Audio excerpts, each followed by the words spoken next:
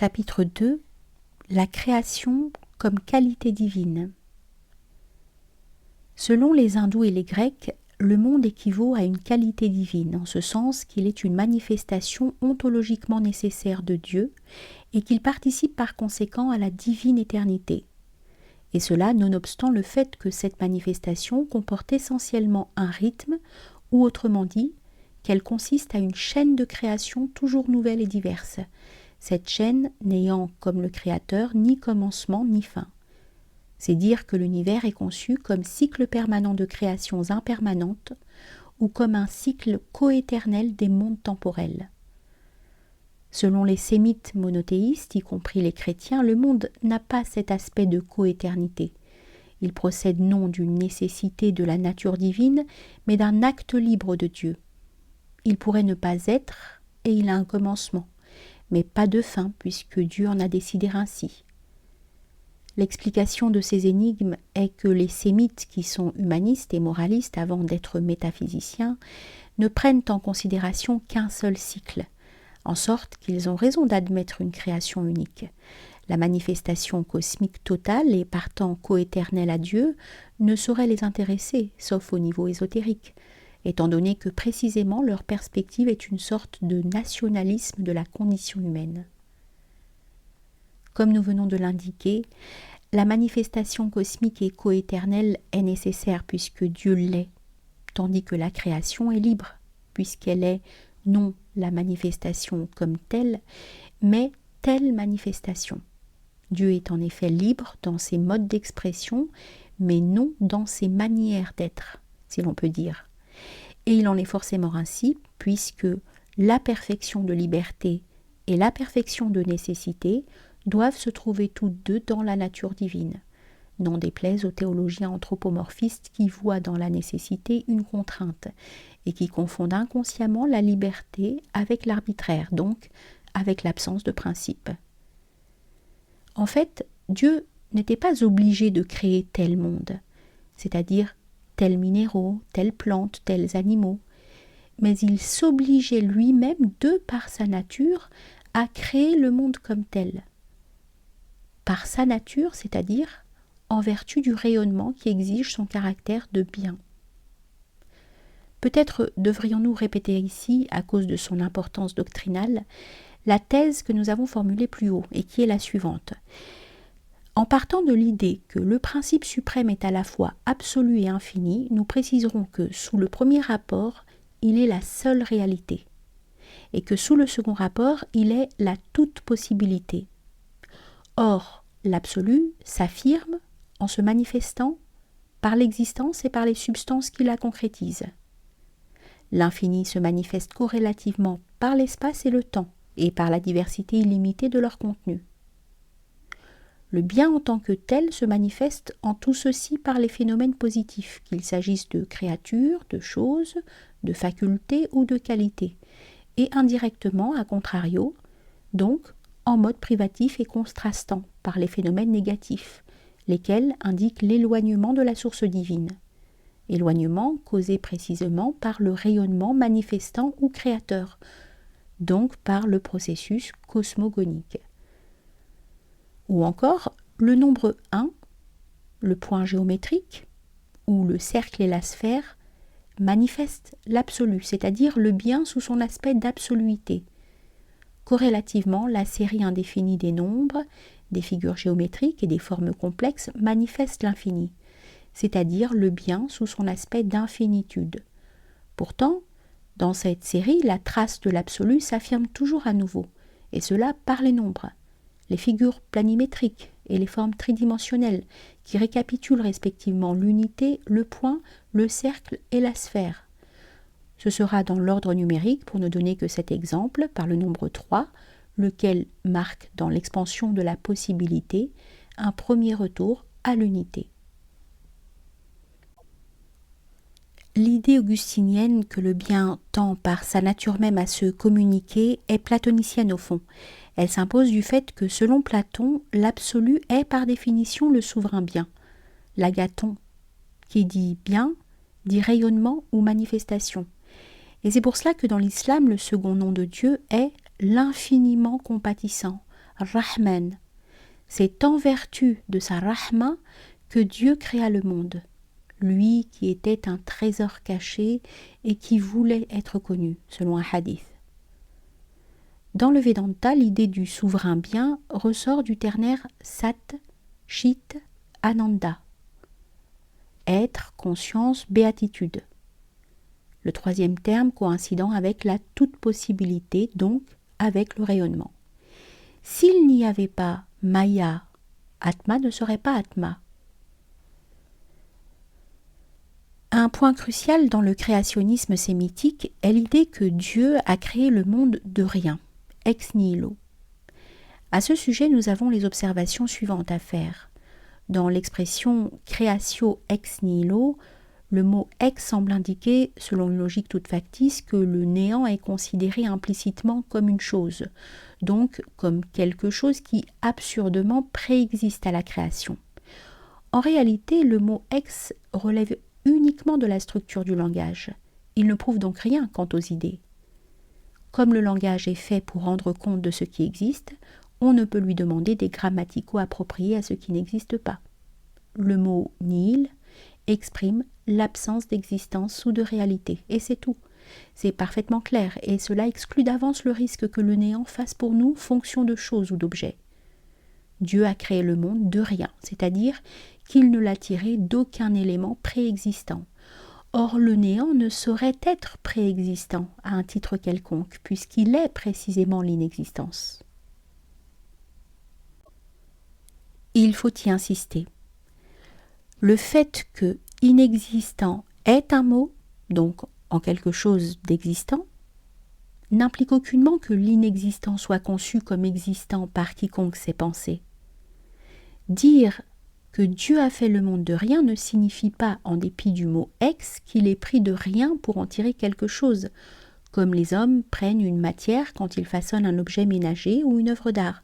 C'est parce qu'on comprend tout naturellement ce que signifie le mot rien qu'on l'emploie, et que le Saint-Esprit fut le premier à l'employer. Si l'Esprit n'avait pas voulu qu'on entende ce nihil au pied de la terre, il aurait employé un autre mot.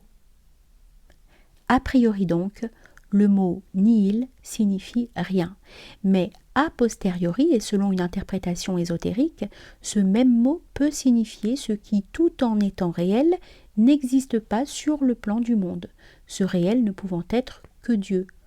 Or, si le monde se définit comme quelque chose, Dieu, qui n'est pas ce quelque chose, apparaîtra comme rien. Nous pouvons exprimer ce distinguo entre les deux significations du mot nihil, l'une littérale nécessaire et l'autre transposée et possible. Également de la façon suivante. Selon le sens propre du mot, nihil signifie ce qui, n'étant rien, est pour ainsi dire au-dessus de l'existence.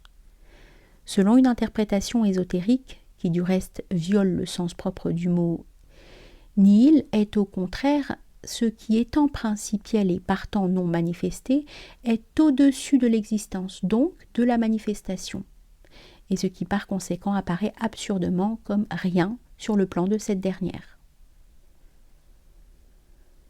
Positivement parlant, le monde est créé par le Verbe. La creatio ex nihilo cède alors la creatio per verbum. Tout a été fait par lui, et sans lui rien n'a été fait de ce qui a été fait, enseigne l'évangile de Saint Jean. La creatio ex nihilo per verbum évoque, par ses deux parties, négative l'une et positive l'autre, cette mystérieuse formule du cantique des cantiques « Je suis noire, mais belle », et aussi le témoignage de foi de l'islam, lequel comporte lui aussi deux parties à la fois antinomiques et complémentaires. Point de divinité, si ce n'est la seule divinité. Le verbe créateur peut s'entendre à 2 degrés, et c'est cette fluctuation qui explique l'incompréhension quasi générale, de la part des théologiens, du démiurge platonicien. Tout d'abord, le verbe se situe au degré du principe ontologique de l'être, dont il est le pôle actif, le purusha vedantin. C'est en effet l'intellect divin qui conçoit les possibilités de manifestation ou les archétypes. Vient ensuite, au centre même de la manifestation universelle, le reflet opératif de Purusha, à savoir Buddhi, le verbe manifesté et agissant. C'est lui le démiurge proprement dit.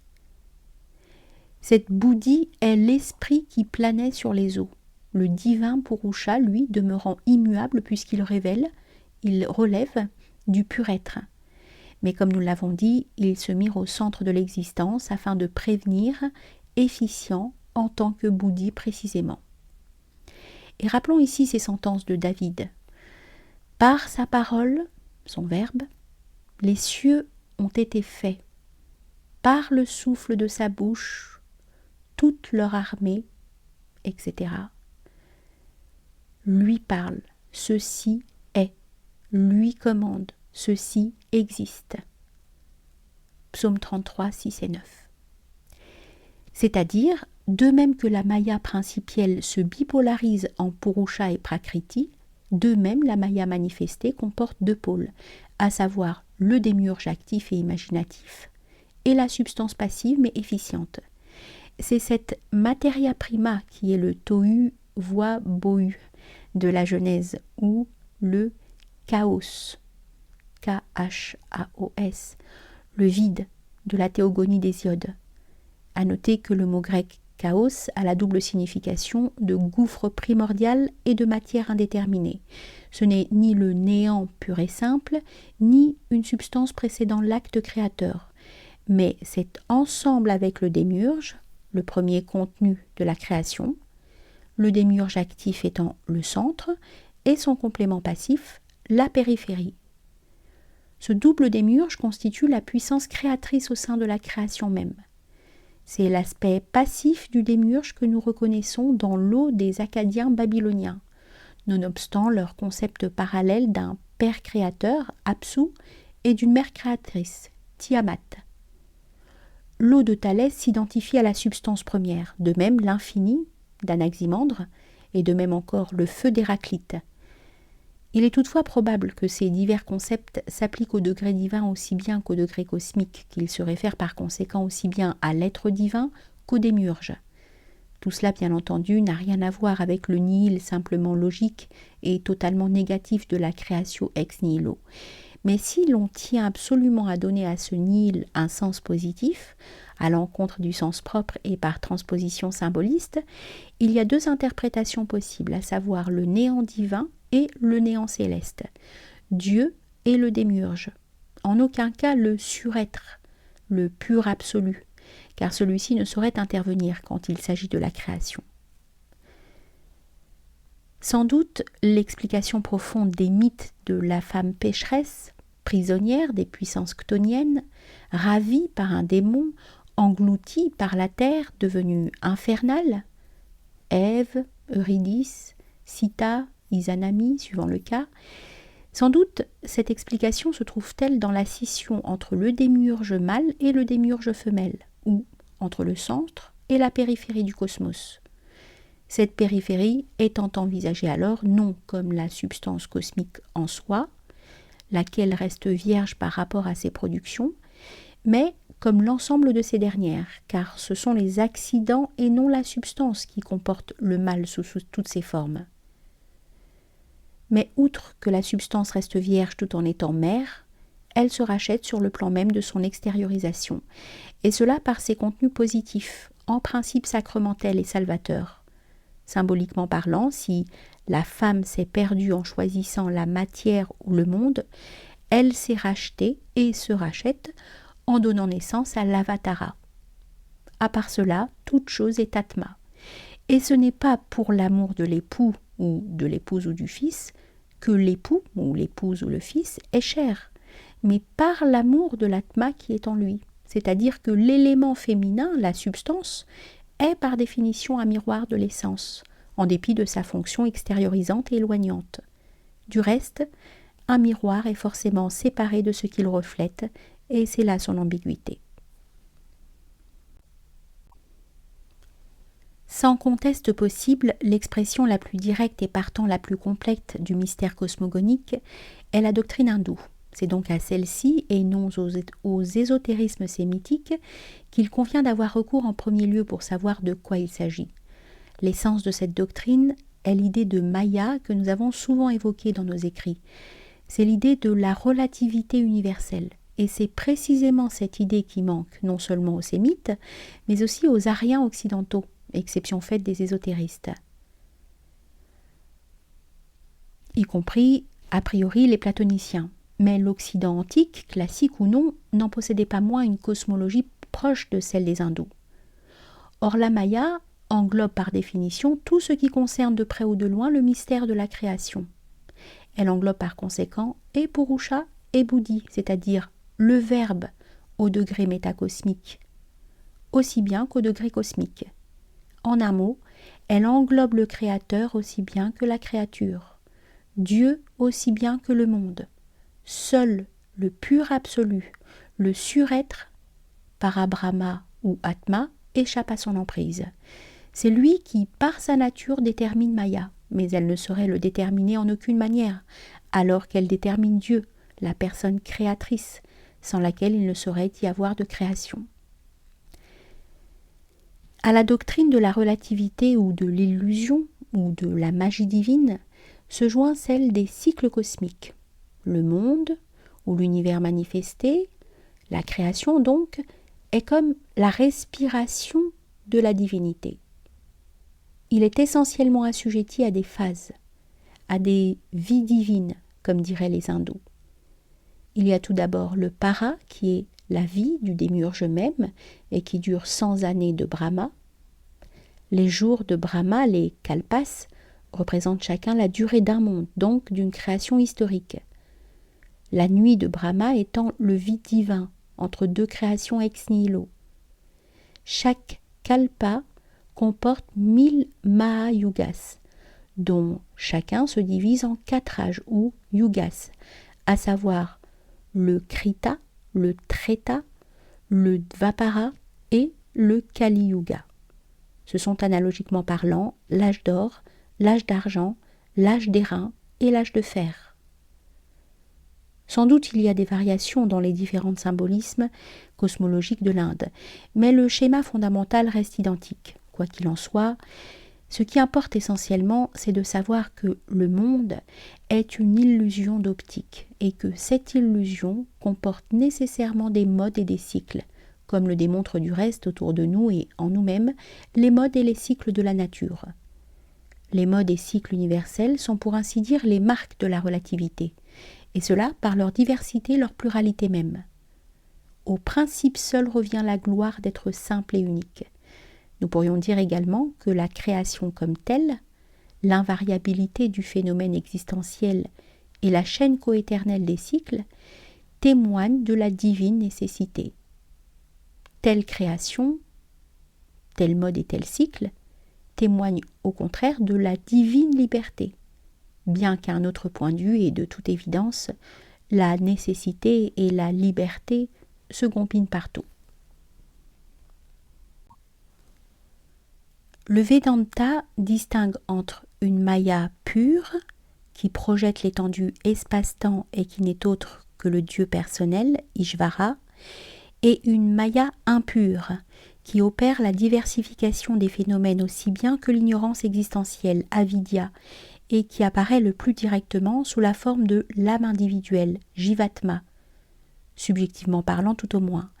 Mais ceci relève de la cosmologie, et en partie de l'anthropologie, bien plus que de la cosmogonie qui seule nous intéresse ici. Relevons néanmoins que la Maya manifestée, microcosmique aussi bien que macrocosmique, est conçue comme divisée en divers états ou enveloppes, suivant le degré de relativité ou d'extériorisation, et qui sont analogiquement et symboliquement la veille, Vaishvanara, le rêve, Taijasa, le sommeil profond, Prajna, puis le 4e état, Turiya, lequel correspond à la conscience absolument illimitée du suprême soi, Paramatma. C'est l'importance même de l'idée de Maya qui nous oblige à mentionner ici ces divers modes, qui, étant fondamentaux, concernent forcément aussi la cosmogonie.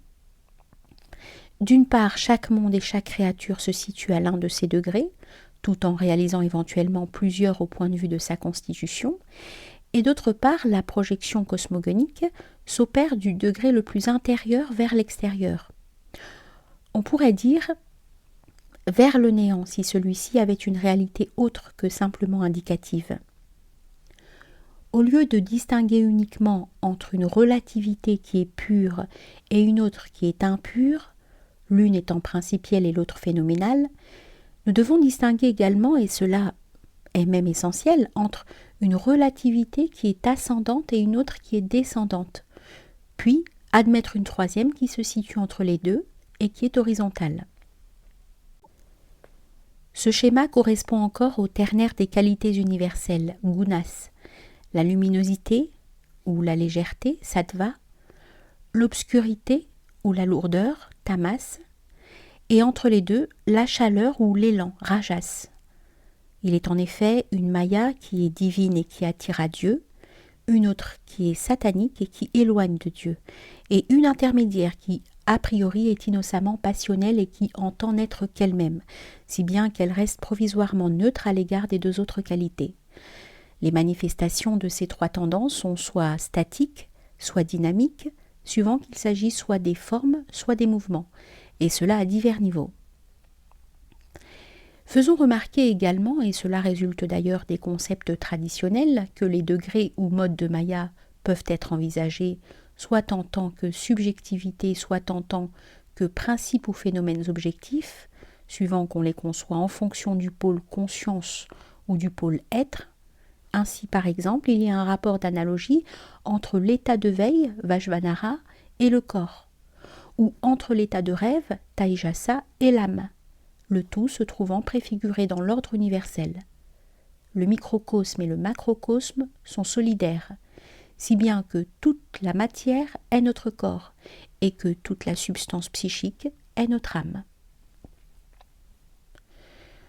On pourrait être tenté de conclure, du fait que le créateur aussi bien que la créature sont inclus en Maya, que la discontinuité entre eux n'est que relative, mais c'est de discontinuité relativement absolue dont il faudrait parler dans ce cas. La discontinuité absolue entre l'existence et le surêtre, ou l'essence, se reflète sur le plan de la relativité universelle, et ce reflet sera la discontinuité relativement absolue entre l'existence et l'être, la créature et le créateur, le monde et Dieu. Si l'on nous objecte qu'une distance relativement absolue ne sort pas de la relativité, que l'écart reste toujours relatif, nous répondons que dans le cas dont il s'agit ici, plus que dans tout autre cas analogue, et ontologiquement subordonné, la raison d'être de la distance est son caractère d'absoluité, qu'il faut nécessairement spécifier sous peine de suggérer de graves erreurs et de sacrifier la dimension de transcendance à celle d'immanence.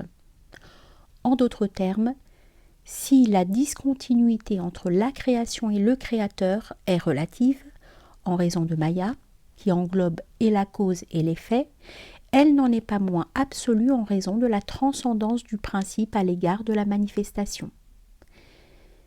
À l'extériorisation créatrice qui va du centre à la périphérie, répond une intériorisation initiatique ou mystique qui procède en sens inverse et dont la préfiguration psychologique est la vertu.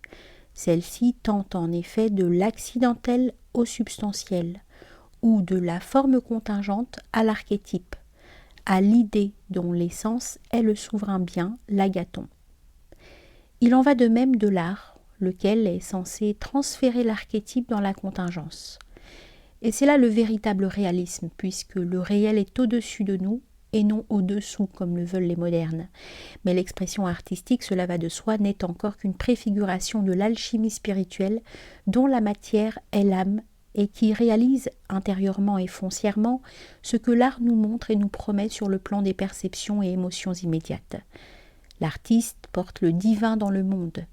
Le mystique réintègre le monde, son âme, dans le divin, toujours avec l'aide du ciel, car sans moi vous ne pouvez rien faire.